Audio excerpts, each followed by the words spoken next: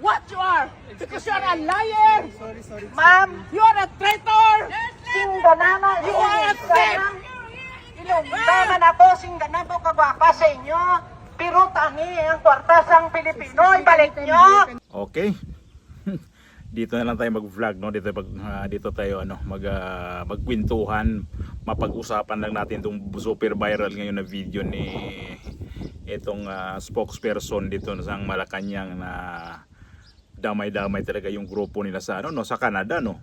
At saludo ko doon sa mga Filipino community doon, lalo na nagmumura. Ay nako, saludo po ako doon, sana kulang pa yun sa ginawa nila dito sa mga Pilipino. Na ito si Claire Castro kasi, mga karamihan alam naman natin yan, kapag nagsalita ho yan, ay nako, puro kabaliktaran ang mga sinasabi niyan. Ayaw niya lang umamin niya na may mga palpak, may mga sablay, may mga may paninira.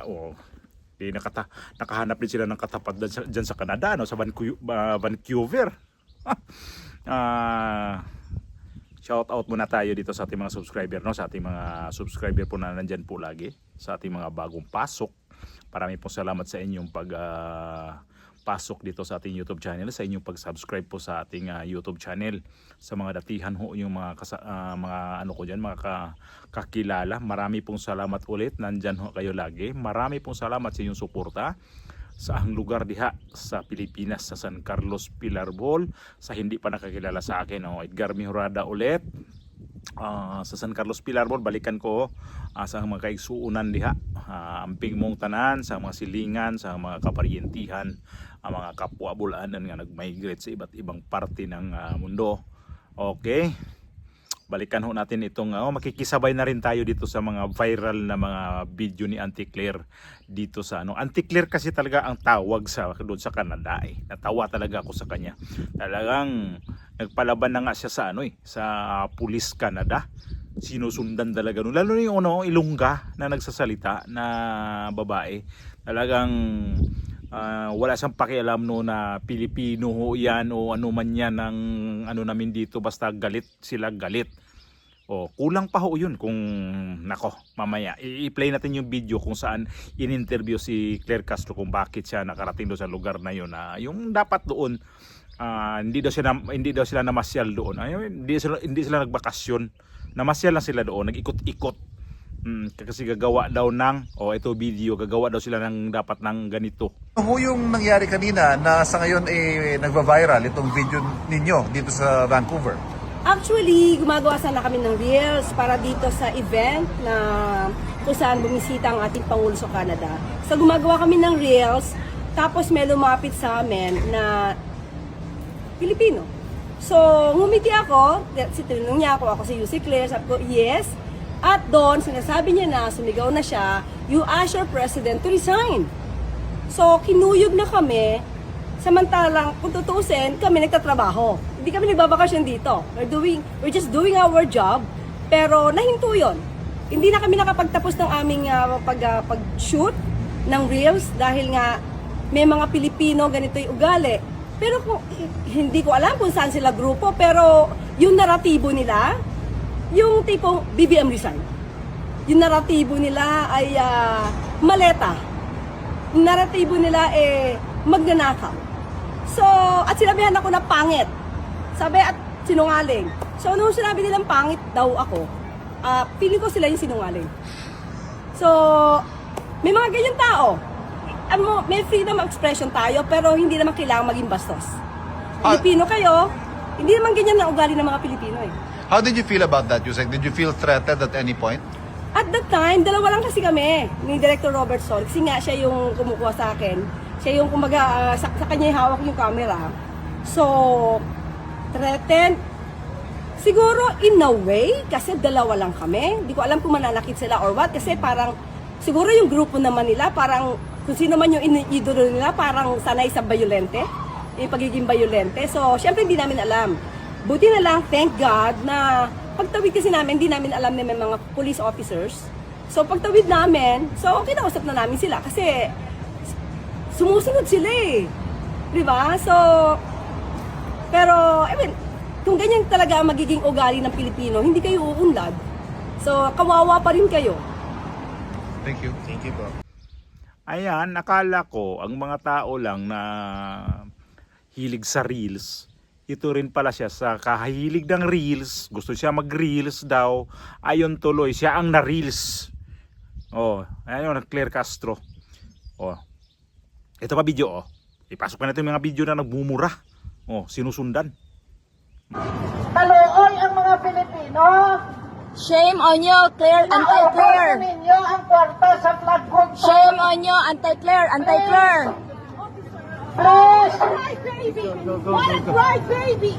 please, bring the money to the Filipino people. We have a big flood control projects come right now. I think we can hear you without that.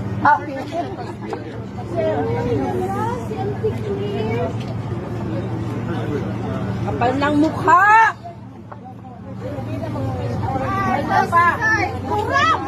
You can film all you want, no problem, but they put threaten on you guys, just let them do it. You can film them all you want, no problem. We are harmless. We just want to let them know. Feel free to say whatever you want. She keeps on lying. She lies! No, we're not harassing. She lies! We're not harassing. Oh, come on, harassing. Look what you did in the Philippines. No, we are not violent. We're pangit mo! Ang pangit mo! Putang ina mo! Putang ina mo! Putang ina mo! Pangit mo! Putang ina mo! Putang ina mo! Putang ina mo! Putang ina mo! Kamatay ka na sana! Nakita pa ka na! Putang ina mo! Be. Ayan na. Sa tantong kari-reels, ayun na. Nakatapat ka ng mga Pilipinong galit. Damay-damay kayo yung grupo ninyo kay Bongbong Marcos na pahiya kayo talaga sa yung mga pulis Canada. Ang sabi pa niya, hindi daw sila nagpunta ng Canada para magbakasyon, sila daw doon ay nagtatrabaho. Nagtatrabaho? Nagtatrabaho ba yan? Yung pinamasahe mo, kaninong pamasahe yan? Sa'yo yan? Anong trabaho ang ginawa mo doon? Yung pagre-reels? Akala ko yung mga tao lang na napapanood natin sa mga reels na walang mga kwintang mga reels ang iba dyan eh. Yun pala, gawain din pala ni Claire Castro na magre-reels doon. Nagdala pa siya ng kasamang mag-shoot daw. May cameraman pa para maggagawa ng kanyang reels. Ayun, sa tantong kari-reels, na-discarrel ka tuloy, na-discarreels ka doon sa mga taong minumura ka. Buti nga sa'yo. Alam mo sa totoo lang, no? O, dito sa nanood sa atin, kung pupunta dito sa Spain yan, kung makaano ko rin yan, makasalubong ko din yan dito sa kung saan mang parte dito sa, halimbawa dito sa amin, sa lugar namin dito sa Civil. Ay nako, hindi lang mumurahin ko siya talagang sisigaw-sigawan. Kulang yun ang ginawa ng mga yung mga babae doon, yung mga OFW doon o mga Filipino community doon, kulang ho yun para sa akin. Dapat nga sinambunutan yun eh. Para sa akin yun. Kasi nga, sa kanyang pagsisinungaling, sa kanyang mga galit, lahat na ng palpak, lahat na sablay, mga Duterte ang kanyang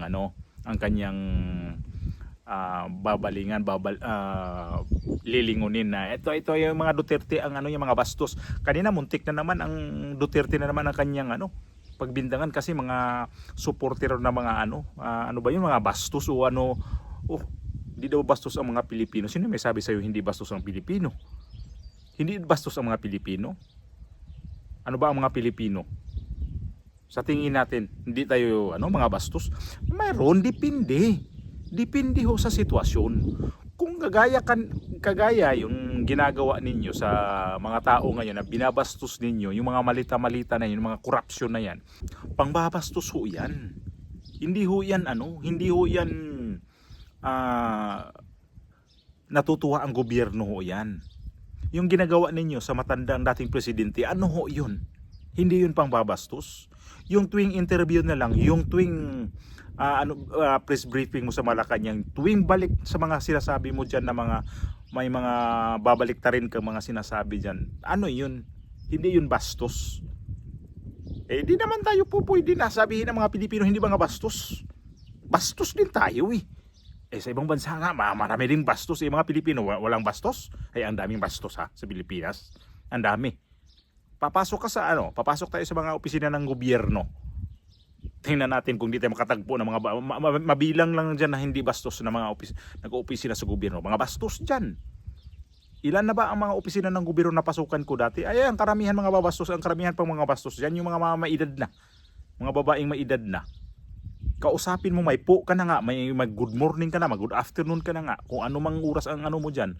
Ay nako, susungitan ka, hindi bastos ang mga Pilipino. Clear?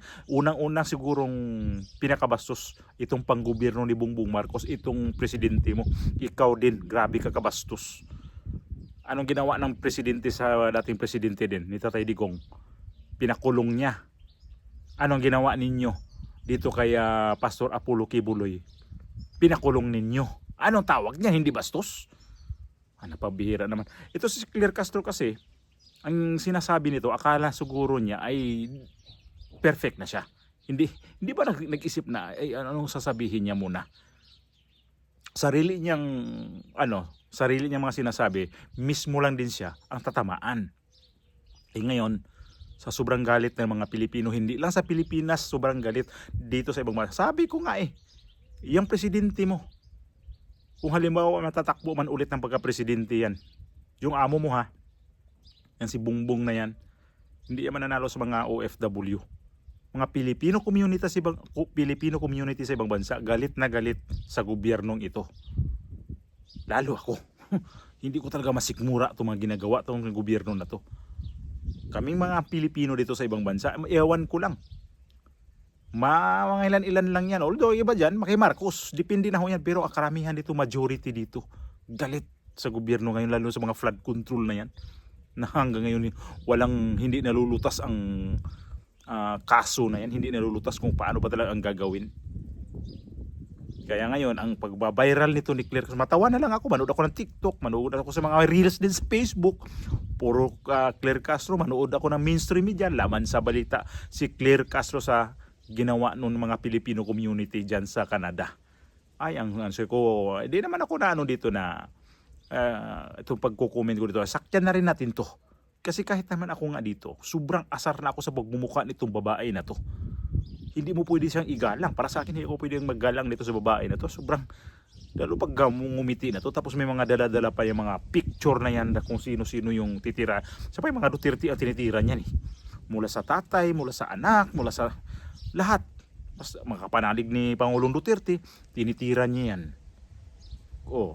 Hindi ba yan bastos? O yung mga pakisuyo ng Iglesia ni Cristo? Hindi nyo binastos ang Iglesia ni Cristo? Kasi, ang ginagawa ninyo kasi, kayo ang unang nang babastos. Kaya itong mga tao, itong mga Filipino community sa Canada, ay galit. Nagrarally na nagrally na. Doon sa Canada, di naman yan po pwede na hindi naman po pwede na pabayaan lang yan talaga yung ginagawa ni Bongbong Marcos doon. Di hanggang Canada, galit na ang mga tao dyan. Kasi buti nga, sabi kong ako gano'n, nabatuhin ko talaga ng yung kamatis na bulok yung si Claire Castro.